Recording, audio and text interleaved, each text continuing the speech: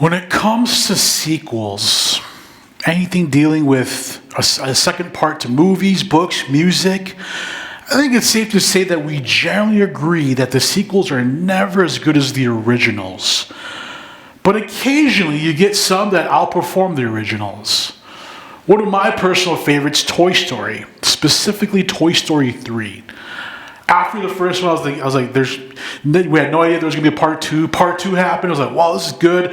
And then part three came out. I'm like, part three? Like, what? And then part three just tugged at my heartstrings of owning toys when I was a kid, and then, getting the toys perspective. And then there's a part four. I was like, what? Part four? They need to stop. 3 was so good, and then 4 was good. And then we've got part 5 coming out in a month here. But Toy Story's been one series where the sequels tend to get better and better and better. Another one's the PlayStation 2. The PlayStation 1 was an amazing video game system, jumping from 16-bit to, I think 64-bit. The graphics, the gameplay, being a multimedia system where it played movies and video games and music too. Amazing sequel to the first. But my all-time favorite sequel is The Lord of the Rings, The Two Towers.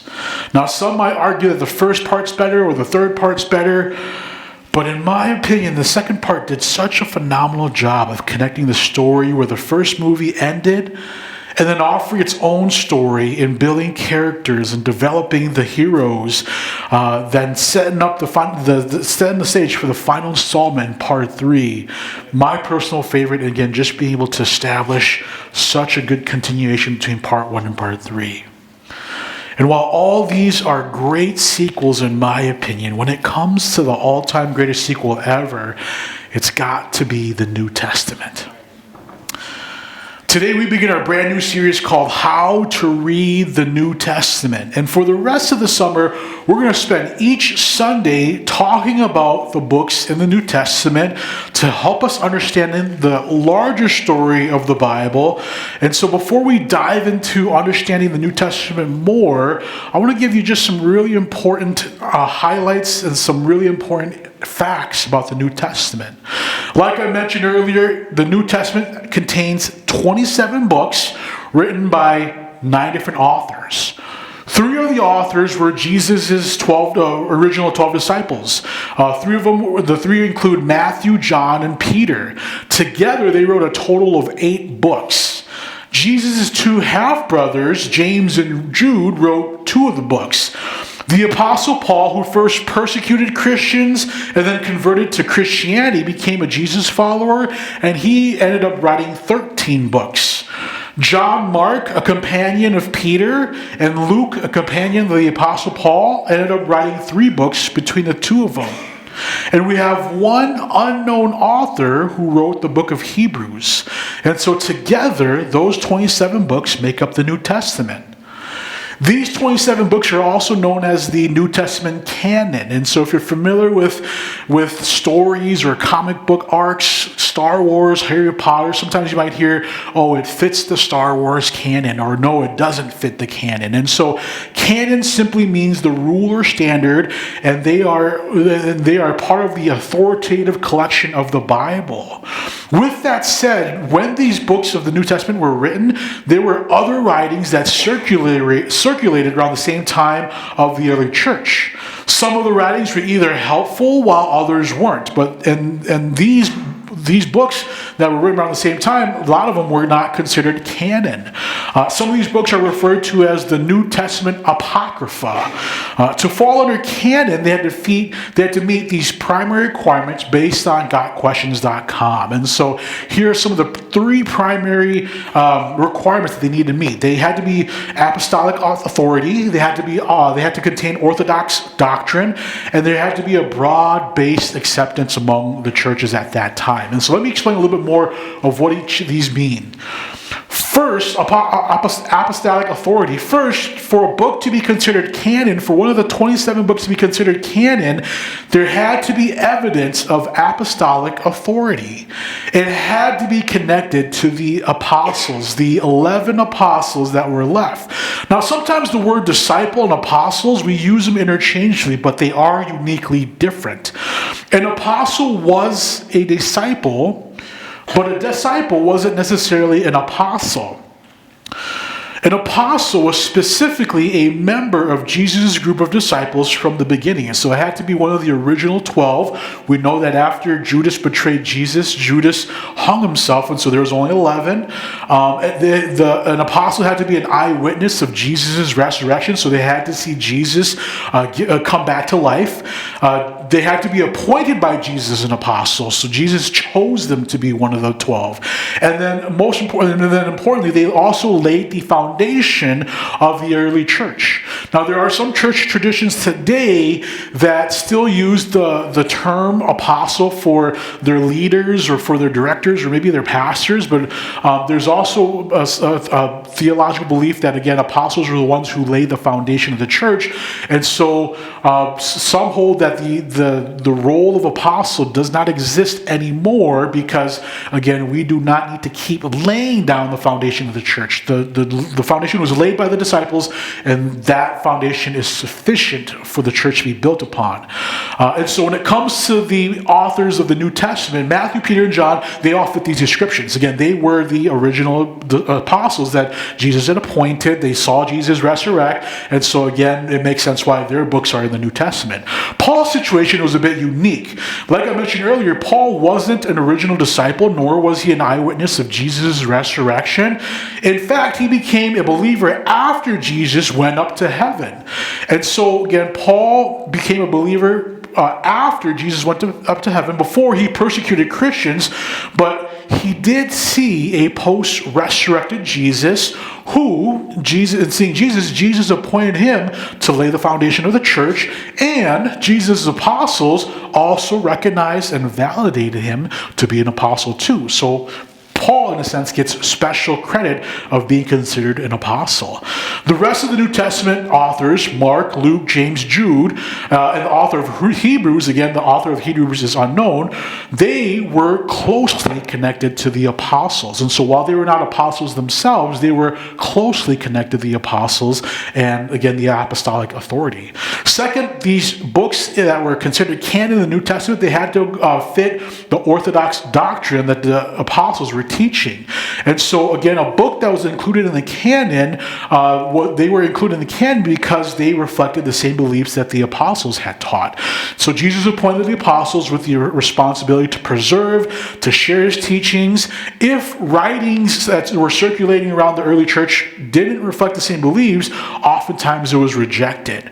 Didn't mean that these books were bad. Some were helpful to understand what was going on. Some was helpful to understand the context, while some were simply heretical. They contradicted what Jesus was teaching. And so again, if they did not fit Orthodox doctrine, they were not included in the 27 that are in the canon. And then lastly, there was a broad-based acceptance among the churches at that time.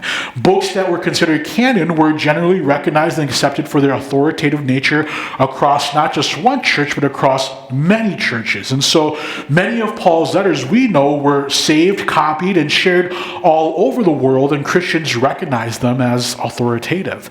And so these 27 books that we find in our New Testament meet these requirements, and they are also organized in a very strategic way. Sometimes it feels like these books are kind of randomly ordered, but they are ordered very strategically, where they are ordered in a genre, the type of book that they are, that also loosely follows a chronological timeline of events. And so we're going to talk about genre first. And so when it comes to the New Testament, it's ordered in genre. There's four main genres: gospel, history, epistles, and apocalyptic literature. With Gospels, we get the first 4 books of the New Testament, Matthew, Mark, Luke, and John, that make up the Gospels. And Gospels are primarily biographies designed to tell us the story of Jesus' life, his teachings, his death, his resurrection, revealing the significance of his identity and his purpose. The second genre is history. And so the book of Acts is a historical narrative informing us of the early church and the spread of Christianity after Jesus went back up to heaven. Now, in some of your Bibles, especially if you have older Bibles, the book of Acts might be listed as the Acts of the Apostles. And so Acts is not a name of a person, but it's a verb, acts. You act, I act, we act. And so Acts of the Apostle, because the book tells us how the apostles acted after Jesus went back up to heaven. The epistles include everything from Romans to Jude. This is the third genre, the epistles. And epistles are essentially letters written by church leaders to the churches or to individuals, and they contain theological teachings, meaningful encouragement, practical instructions for the church life. Now, within the genre of epistles, there are 2 types of epistles, 2 types of letters. First, you get the Pauline epistles, the epistles that Paul wrote, and then we get the general epistles. And so we're going to talk about the Pauline epistles first. The Pauline epistles includes Romans through Philemon, and so those 13 books are the letters that Paul wrote. They are organized into 2 groups. The first group of books are Romans through 2 Thessalonians, and these are letters that Paul wrote to churches. And so when we read the book of Romans, it was addressed to the believers who lived in Rome. When we read the book of Galatians, it was written to the church in Galatia. When we read the book of Thessalonians, it was addressed to the church in Thessalonica.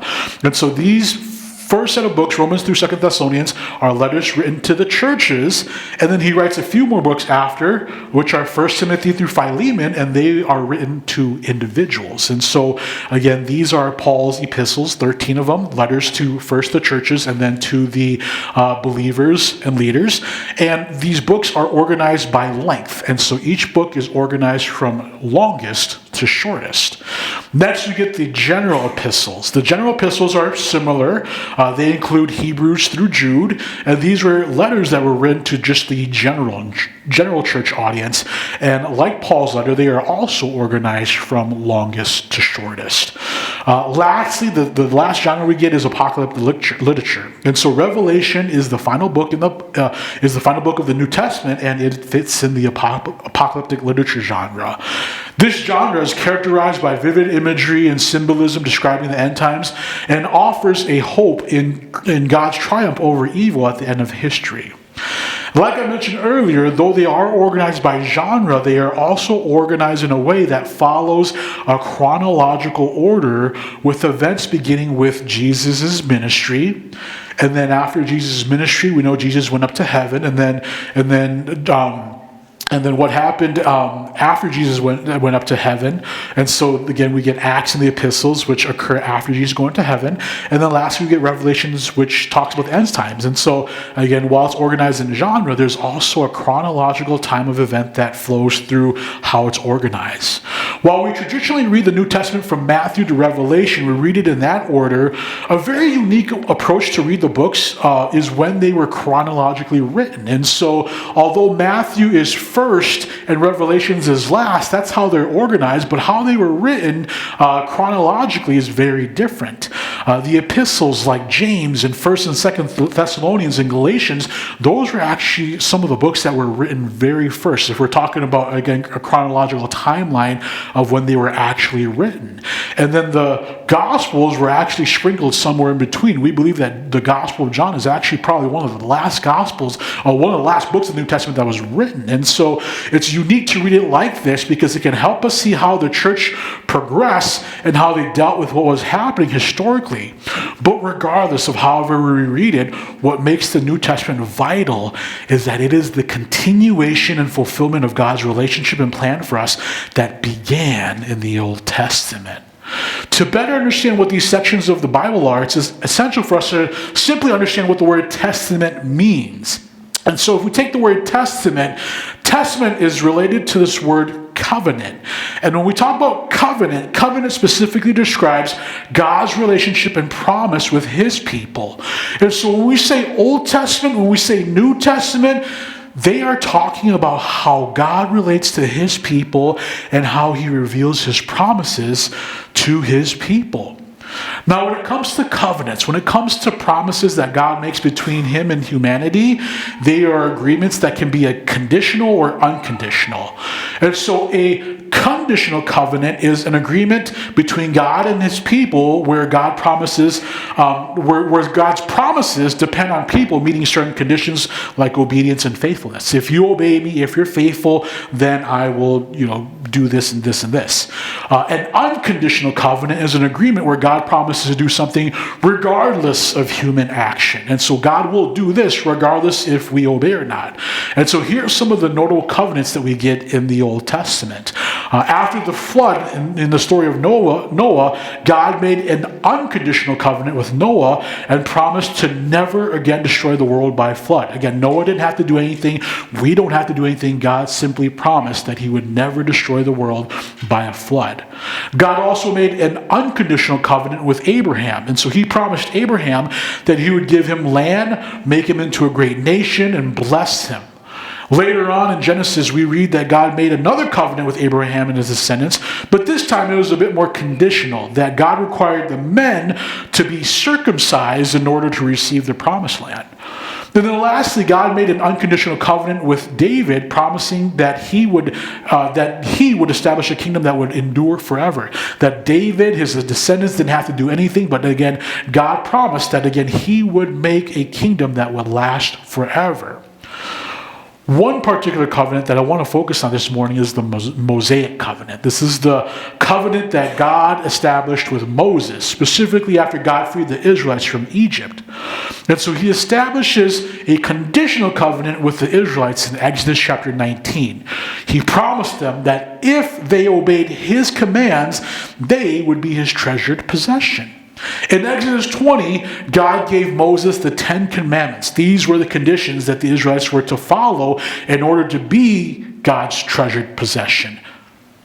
But while Moses was still receiving the 10 commandments on Mount Sinai, we found out in Exodus 32 that the Israelites grew impatient, they grew faithless, and so they ended up constructing an idol to worship, breaking God's first command.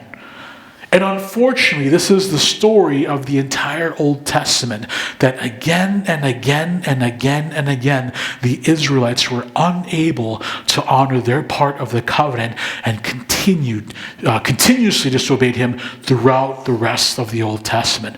They broke their agreement, and it resulted in God rejecting his people by allowing other nations to conquer them from the land that he had given them.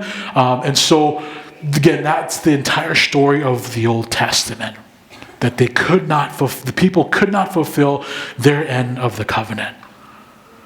But what's beautiful in the Old Testament is that God promised a new covenant in Jeremiah 31, verse 31 to 33. And so let's read it this morning. This is what it says. Jeremiah 31, verse 31 to 33. God tells Jeremiah, a prophet, to tell this to his people. The days are coming, declares the Lord, when I will make a new covenant with the people of Israel and with the people of Judah.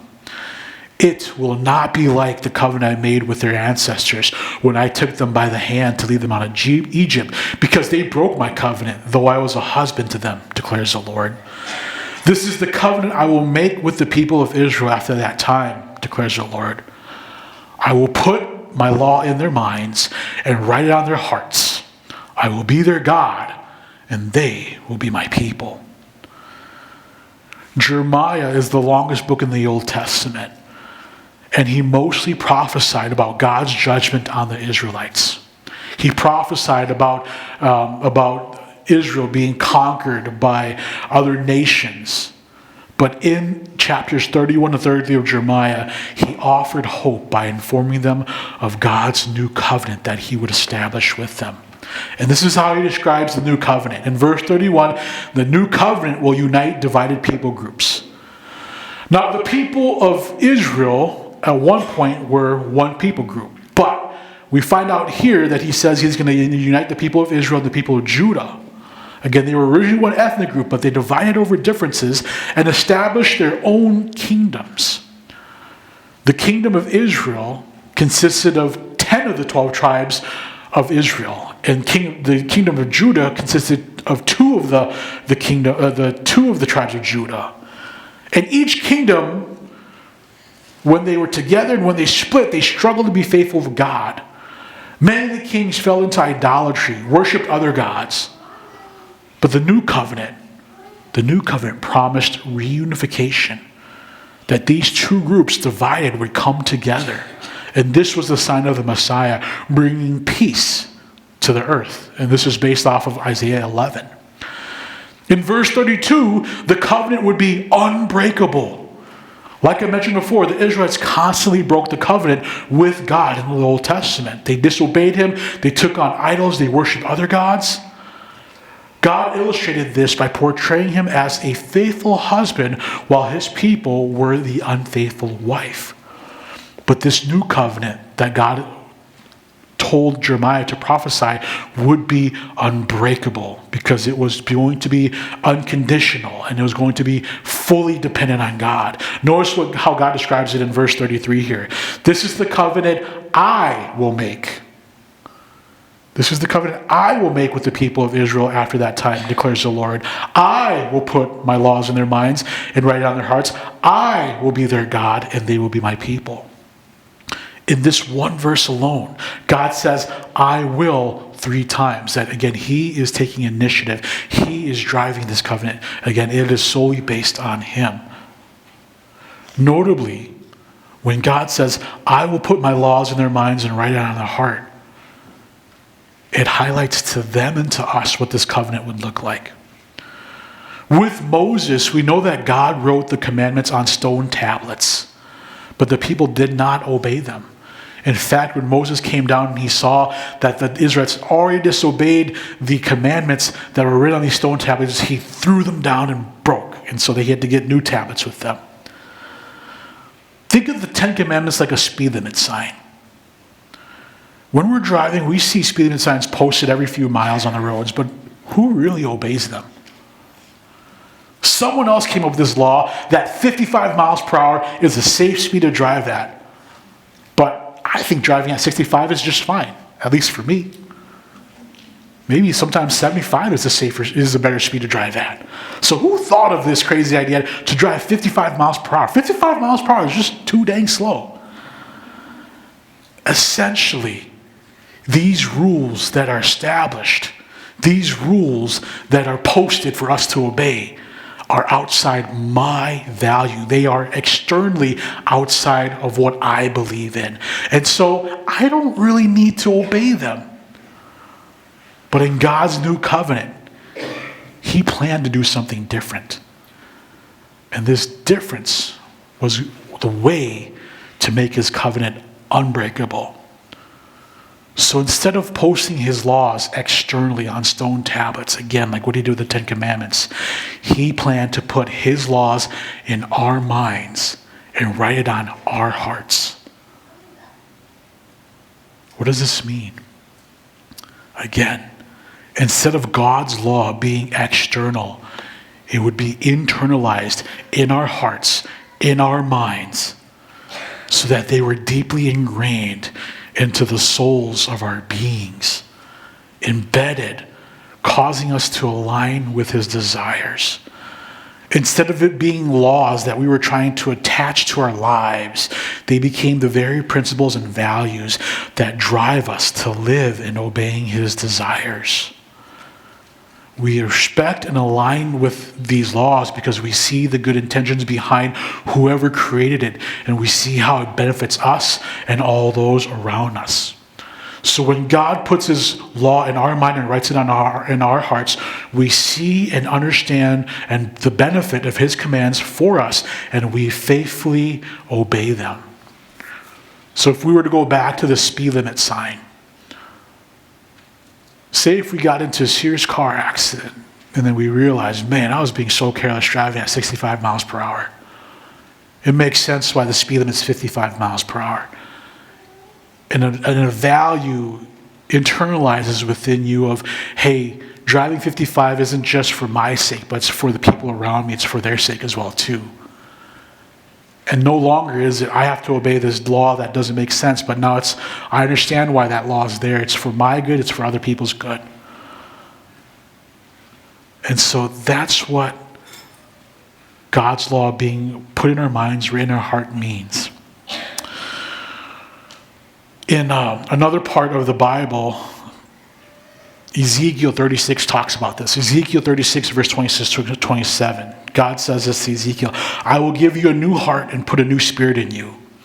I will remove from you your heart of stone and give you a heart of flesh. And I will put my spirit in you and move you to follow my decrees and be careful to keep my laws. That again, God is promising this new covenant, giving us a new heart where he's writing his laws, his desires on it. So that, again, we are internally changed. Our mind, our will, our conscience, our heart is aligned with his. But here's the thing. In Jeremiah 31, in all of Jeremiah never says when this new covenant will come. He never tells us when this is going to happen. If we look at the very last book in the Old Testament, in Malachi, this is what the last verses of Malachi say.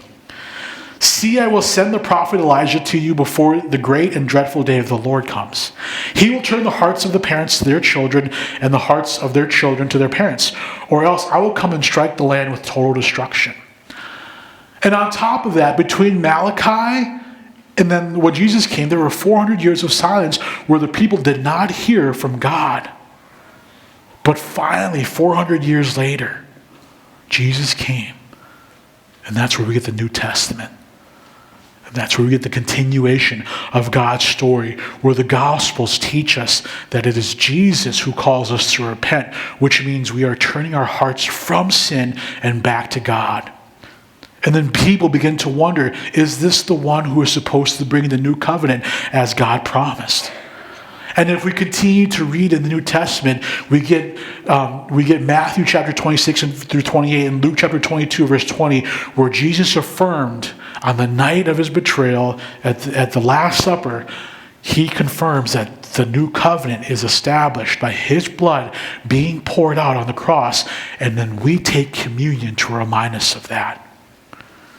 So the entire New Testament points to Jesus' sacrifice of removing sin and rebellion within us so that we can become that new creation with a mind and a heart that has God's laws in it, allowing us to joyfully obey him.